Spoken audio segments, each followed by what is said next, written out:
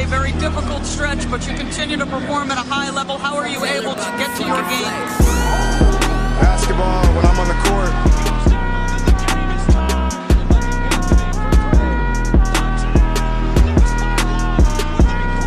Rebecca, in the future, when you interview me, can you please take off your damn heels? He said, I'll present you, provided you let me wear your heels. We'll save that for later.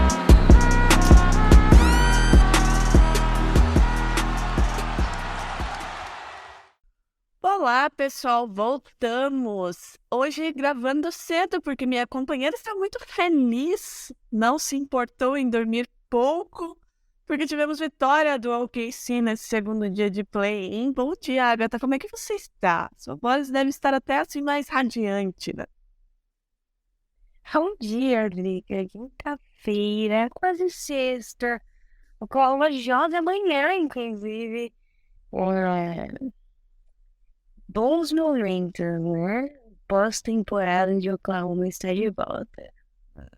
Eu achei engraçado, né? Porque daí muita gente estava elogiando o OKC, coisa que você já faz há bastante tempo, né? É engraçado quando as pessoas começam a assistir o time, né? E daí elas se dão conta do que tem ali. Mas vamos começar falando do primeiro jogo da noite, né, Agatha? Chicago Bulls e Toronto Raptors. O Bulls foi até o Canadá e destruiu o dinossauro com uma personagem bastante peculiar, eu acho. Pegou todo mundo de surpresa. A filha de DeMar DeRozan aí com um aproveitamento altíssimo em impedir a pontuação adversária. Limitou aí o Toronto Raptors a 50% apenas na linha do lance livre, porque ela utilizou toda a sua potência vocal. É bom, né? Porque é aquela coisa do feitiço sendo jogado contra o feiticeiro, né, Agatha? Porque o Raptors recentemente usou aí o Dino, né, pra atrapalhar a galera na hora do lance livre. Dessa vez a filha do DeMar foi lá e pau, fez o mesmo. E com um aproveitamento muito maior, né, Agatha? Você viu os vídeos dela antes da gente entrar aqui efetivamente no jogo? Vi os vídeos de ao vivo, inclusive, né? Maravilhosa. Com uma jaqueta. Tava escrito Daddy's Girl, né? Incrível, incrível. De fato, a jogadora, né? A peça Chicago Bulls que merece um Supermax na próxima temporada, Drica. Bom, ela foi a craque do jogo, mas, né, o Bulls foi até o Canadá, destruiu aí o dinossauro, né? Eliminou o Toronto Raptors, que deu adeus aí as chances de playoffs. O Chicago Bulls enfrenta agora o Miami Heat por essa vaga. Chicago Bulls aí que teve um aproveitamento de quase 49% de field goal, 27% da linha dos 3 e 82% da linha de lance livre. Destaque aí para o Zach LaVine, né, que principalmente no terceiro quarto fez um belo jogo, ele terminou com 39 pontos. O DeRozan, 23 pontos, e o Vucevic terminou aí com duplo-duplo, 14 e 13. Do banco vieram 21 pontos. Agatha, a gente teve aí, né, algumas situações em que o Chicago Bulls foi superior ao Toronto Raptors. Primeiro ponto, a pontuação do banco. O Chicago Bulls teve aí 21 pontos vindo do banco, enquanto do lado do Toronto Raptors apenas 8. Então, quando a rotação começava a acontecer, né, o Toronto Raptors aí sentia isso tanto na defesa quanto no ataque. No garrafão, o Chicago Bulls foi superior. Foram 52 pontos contra 40 do Toronto Raptors. Na segunda chance, o Raptors deu aí uma pequena surra no Toronto. Foram 22 contra 8, muito por conta do número de rebotes. E nos contra-ataques, aí o Chicago Bulls com 14 contra 8. Do lado do Raptors, a gente teve 50 rebotes, 16 desses ofensivos, e por isso esse reflexo aí, né, nos pontos de segunda chance.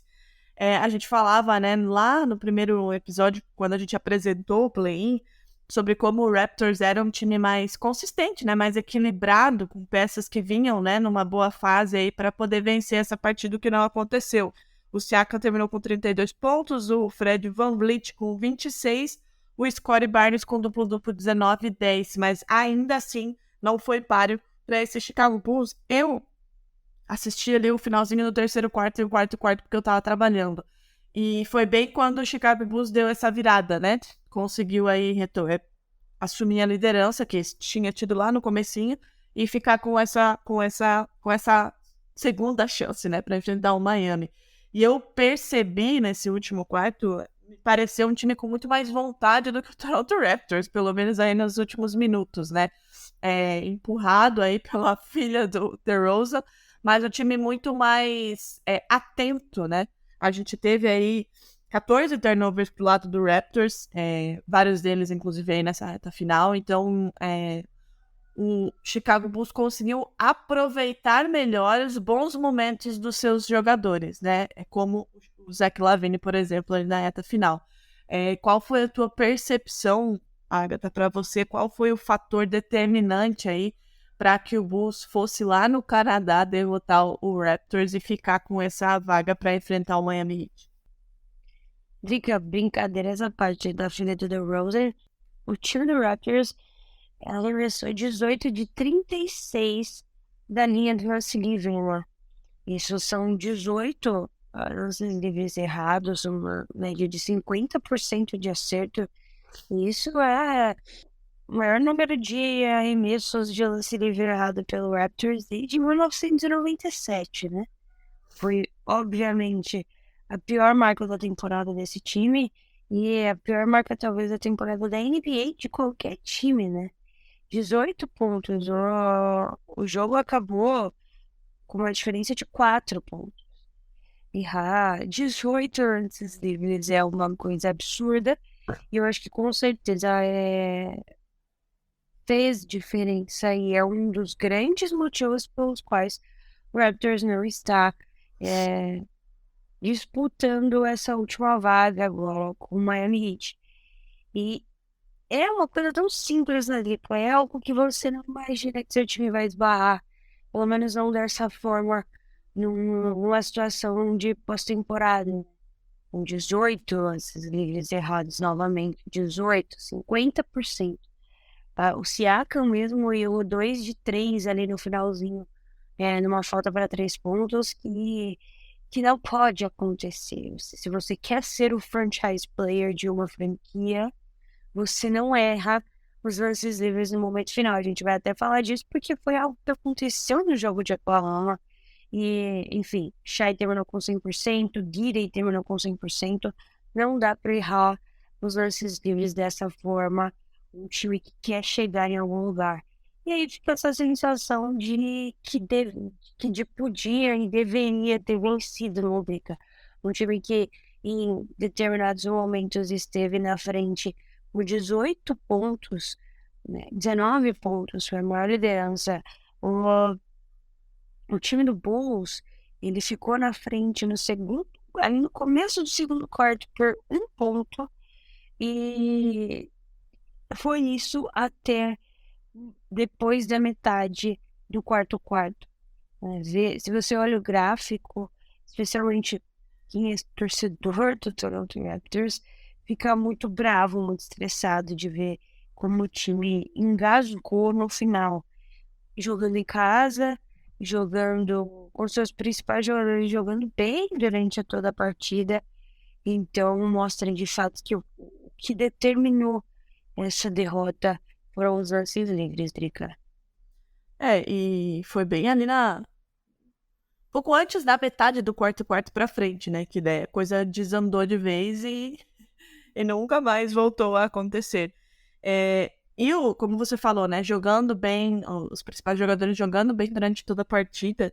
E a gente vê nas próprias estatísticas mesmo, né? O Raptors teve mais rebotes ofensivos, teve mais assistências, foram 3 assistências a mais pro Raptors. 3 jogadores com mais de 10 pontos e jogando bem, né? O Siakam, o VanVleet, o Barnes. Mas aí faltou aquela responsabilidade, talvez, né? De ter um pouco mais de capricho. Como você falou, brincadeiras à parte, desconcentra, claro que desconcentra, né? Gritos, enfim, qualquer coisa. Mas a gente tá falando de uma arena inteira contra o Chicago Bulls, né? Que teve aí um aproveitamento, por exemplo, da linha do lance livre de quase 82%, foram 18 de 22 contra 18 de 36 do Raptors. E aí faltou esse capricho, porque era jogo eliminatório, não tem uma segunda chance pro Raptors, né? E aí a temporada que, ok, não sei, o time não seria campeão, mas poderia ser um pouquinho mais longa, escorreu aí pelas mãos do Toronto Raptors na noite de ontem. Mas, Agatha, agora o seu momento chegou, Agatha Máximo. Porque tivemos o OKC e Pelicans, e aí eu tenho certeza que seu cardiologista vai estar feliz, porque tá em dia aí o coração, porque foi um jogo muito, muito equilibrado, né, do começo ao fim. O OKC e o Pelicans fazendo aí um ótimo jogo. O embate entre Brandon Ingram e Shai, principalmente no segundo tempo, foi muito bacana de se assistir, se você não é torcedor de nenhum dos dois times. Então, foi o jogo para testar o seu coração, né, Agatha? Antes da gente falar aqui das estatísticas e tudo mais, como foi Agatha Máximo reagindo ao jogo de ontem? Obrigado. Poucas pessoas, além dos fãs de Oklahoma, inclusive os Bills, Pelicans, esses sofredores, tiveram oportunidade de ver mais de 1 ou 2 jogos do OKC. Eu não sei que você tivesse um verdadeiro interesse em assistir um time muito jovem. Você não viu muitos jogos desse time de Oklahoma. Então, eu vi o trabalho sendo colocado em prática. E esse time é muito engraçado, porque eu confio mais nesse time do que eu confiava no time que tinha o Chris Paul, por exemplo. E parece que eles são muito focados em fazer aquilo que é proposto pelo Mike e, de fato, executar o plano de jogo. Isso me deixa até tranquilo, assim. Agora que eu fiquei nervosa no final do jogo, empatou, o outro time passou e toda essa loucura. Mas você não via o time mais jovem da NBA, né? O segundo time mais jovem da história da NBA. Se precipitando por conta disso. A gente estava falando ontem da quantidade de turnovers que o Lakers teve e o Timberwolves teve durante a partida, né? Foram 20 turnovers para cada lado. São 40 turnovers na partida. Ontem o Oklahoma teve 7 turnovers durante a partida. O time do Pelicans teve 11. Metade aí, se você soma aí, menos da metade. E o Oklahoma sendo esse time tão jovem, conseguindo executar aquilo que foi proposto. E para além disso, já a gente vai entrar nas situações individuais. O grande trabalho do Mike, né? De conseguir adaptar as defesas ao que o jogo estava propondo e adaptar também os ataques, né? A gente viu um Shai muito marcado durante o jogo inteiro, com dobra, às vezes até subindo mais um jogador para ajudar. E a gente viu o quanto esse time é plural. Muito se falou do Shai a temporada inteira, o Shai na corrida para MVP, o Shai como um dos maiores pontuadores da temporada, mas quem não tinha assistido o Oklahoma City Thunder jogar, agora entendeu o porquê Josh Giddey foi escolhido na posição 6, o porquê o Dort continua sendo uma grande opção de jogador para o futuro desse Thunder, e porque o Jalen Williams está sendo cotado como Rookie do ano, né? Então vamos lá, vamos às atuações desses dois times, né? Os números em geral, assim, né? Até alguns dos fundamentos aí o Pelicans fez melhor, né? Como, por exemplo, os rebotes. Mas, como você falou, tivemos atuações individuais que refletem no coletivo aí, que fizeram o OKC vencer esse jogo por 5 pontinhos para desespero de Agatha Máximo no final. O OKC teve aí um aproveitamento de mais de 45%, né? 42 de 92 do arremesso de quadra, 30% praticamente aí dos 3 pontos, 11 de 37.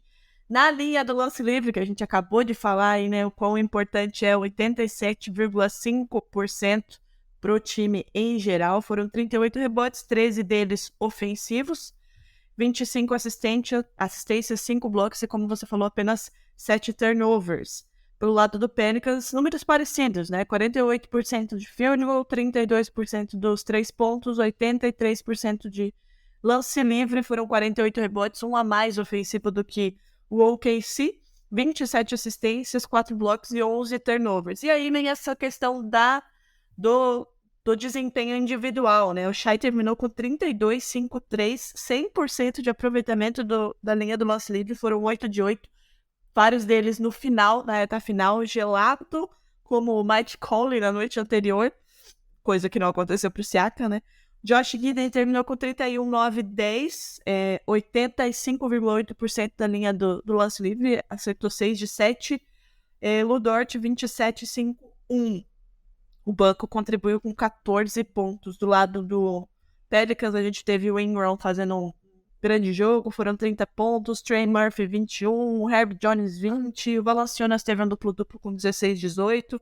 O McCollum ficou um pouco abaixo, deu uma acordada ali no final, né? Meteu umas bolinhas de 3, terminou com 14 pontos e 17 vieram do banco. Quando a gente olha para a distribuição em quadra, né, Agatha, também foi um jogo, a gente percebe o quão equilibrado foi.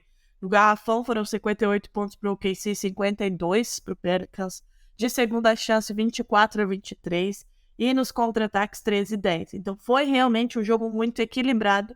E como você falou, algumas individualidades e esses, principalmente eu acho, esses ajustes feitos durante o jogo deram aí ao OKC essa vitória. Porque como você falou, o jogo ele pode ser muito distribuído nesse OKC. Se o Shai está muito marcado, o Josh Giddey chamou, por exemplo, a responsabilidade em vários momentos do jogo.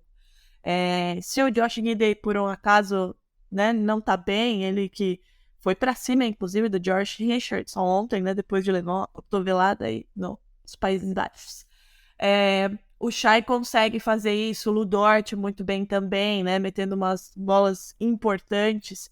Então, acho que a constância do OKC durante o jogo refletiu nesse resultado, né, Agatha?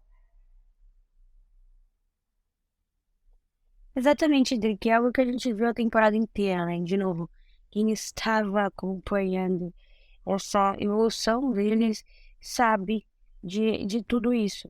O Shai no primeiro tempo do jogo, da partida até o intervalo, teve 7 pontos, né? E a gente entrou no intervalo praticamente empatado. E assim, para quem não conhecia esse time, ficava sem entender, né? Como que o time que tem os maiores pontuadores da temporada tá nessa situação. Você pensa no Dallas em que que o Luka faça 7 pontos hoje, né? É difícil pensar nesse Dallas chegando em algum lugar. A gente teve o Dort fazendo a maior pontuação da temporada dele. Muita gente criticou o Dort durante a temporada e até com certa razão. Não vou tirar a razão do pessoal que esperava que o Dort fosse ter um aproveitamento melhor nos arremessos durante essa temporada, contribuir mais, mas o Dort bem é sempre um sinal de que o Oklahoma vai jogar bem. A gente perdeu pouquíssimas partidas em que o Dort arremessou mais aí de 50%, 60%. E ele teve também os clutch moments dele, né? Ali os lances livres em que ele foi frio e conseguiu performar. Então ele terminou a partida com 27 pontos e ele com certeza foi o termômetro do começo do jogo, né? Fazendo as cestas, arremessando de 3 e especialmente, Drica, a gente precisa falar, né? Todo episódio parece que a gente vai ter que dedicar um momento para falar sobre o desempenho defensivo desse garoto. Ele terminou com 5 faltas, mas parece até que elas foram milimetricamente calculadas, né? Para acontecerem quando tinham que acontecer. Um trabalho defensivo especialmente importante naquela última posse do Brandon Ingram. Nas duas últimas, né? Tem uma que ele mete a bola de 3 e até questionaram se foi falta, mas foi uma defesa limpíssima. E a última em que ele erra, de fato, o arremesso. Mas o Dort fez isso durante a partida inteira contra quem quer que fosse. Você viu o carrapato ali a todo momento e ainda entregou na parte ofensiva enquanto o Shai não podia fazer isso. É um jogador, Drica, que eu sempre falo isso há várias temporadas e você tá de prova. Ele me lembra muito o Marcus Smart e a forma como o Marcus Smart é o coração do Celtics, né? E ver isso no Dort, ver como o Sam Presti acredita nele, mantém ele no time, me deixa muito feliz, porque eu acho que todo time que é campeão precisa de um jogador assim. Não é a grande estrela do time, mas é o coração, é o motor, é é um termômetro daquilo que vai se tornar um dia uma franquia muito vencedora, né? E eu digo por experiência própria como é bom ter um jogador assim, né? Porque como você falou, as faltas elas foram calculadas ao contrário, por exemplo, do que a gente viu na noite anterior, no caso do Towns, né? Que ficou ali estourado em faltas durante muito tempo e aí não conseguiu desempenhar seu papel defensivo. No caso do Dort, não aconteceu, né? Chegou a quinta falta, chegou, mas em momentos em que isso poderia acontecer, né? E quando você o compara a Marcus Smart, e eu digo que é importante, né? Por essa energia, né, que o jogador traz, porque eu percebo muito isso no Celtics, como o Smart, por exemplo, puxa os outros jogadores a evoluírem defensivamente, e é nítido, né, para quem acompanha o time, por exemplo, eu que acompanho muito o Celtics, você que acompanha o OKC, quando você vê todos os jogadores, né, evoluindo juntos defensivamente, e é aquilo que a gente sempre fala aqui, né, Agatha? Uma boa defesa, um time com uma boa defesa já tem indicativos a mais para ser campeão do que um time que tem defesas nulas, e a gente tá vendo isso nessa temporada, né? O Dallas Mavericks aí, mesmo com o Luka Doncic, não chegou nem no play, muito por isso, né? Porque não tinha um time, não tinha uma estrutura defensiva, então é muito importante, e a gente, sempre que fala de OKC aqui, a gente fala, né, Agatha? Esse time é bom, já é bom, e vai ficar ainda melhor. Não só pelas picks que já tem, mas tem o Chet para voltar na temporada que vem. E aí o que será feito dessas picks, né? Se elas virão com jovens ativos jovens ou se serão peças de troca, enfim, é independente. O time já é muito bom e mostrou isso ontem, e vai ter mais uma oportunidade de mostrar isso amanhã na sexta-feira. Agatha, para finalizar esse nosso episódio, a gente vai ter então Chicago Bulls e Miami Heat pelo lado do leste. Quem vencer vai pegar o Milwaukee Bucks, e no oeste, Timberwolves e OKC definem a 8ª colocação e quem vai enfrentar o Denver Nuggets. A gente não vai fazer a aposta hoje, efetivamente agora, mas queria que você desse uma dica aí para quem aposta na Sportsbet ou para quem vai fazer o seu cadastro entre hoje e amanhã, porque dá tempo. Você apostaria em Chicago Bulls ou Miami Heat? Olha, situação complicada, mas eu vejo mais ímpeto do Bulls e muito me deixaria feliz se as duas seeds 10 vencessem o play-in, né? Foi a primeira vez que uma seed 10 venceu um jogo ontem com o Bulls, e aí a gente teve a segunda vez já, logo em seguida com o Oklahoma. Tava 0-4 para os times da 10ª posição, e aí agora nós temos 2 times na 10ª posição avançando. E da mesma forma, os 2 times que estão na 8ª posição não estão no seu melhor momento, estão longe disso, né? Eu acho que talvez o Heat até um pouco mais conectado com a situação do momento, mas o Timberwolves, de fato, aqueles 20 turnovers, o Anthony Edwards não fez uma partida tão boa, e ainda existe todo aquele drama ao redor de Rudy Gobert, fazem com que talvez pela primeira vez os dois times, as 2 equipes na colocação, na 10ª colocação, sejam as favoritas para passar de fato para a pós-temporada. E eu fico feliz com essa situação, eu apostaria na vitória dos 2 times. E tem outros 2 fatores importantes, né, que eu acabei não tratando, e são os 2 garotos de 20 anos. Muito se falou do Jalen Williams, que é o J-Dub, né, que tá concorrendo ao Rookie do ano. Mas a gente tem outro Jalen Williams, inclusive, muito se falou na transmissão americana ontem, né, porque acabou não acontecendo muitos jogos nacionais do Thunder na temporada, então a galera confundia, né, tem 2 jogadores com o mesmo nome. Esse é o J. Will, e ele fez 8 pontos, 8 rebotes e 8 assistências.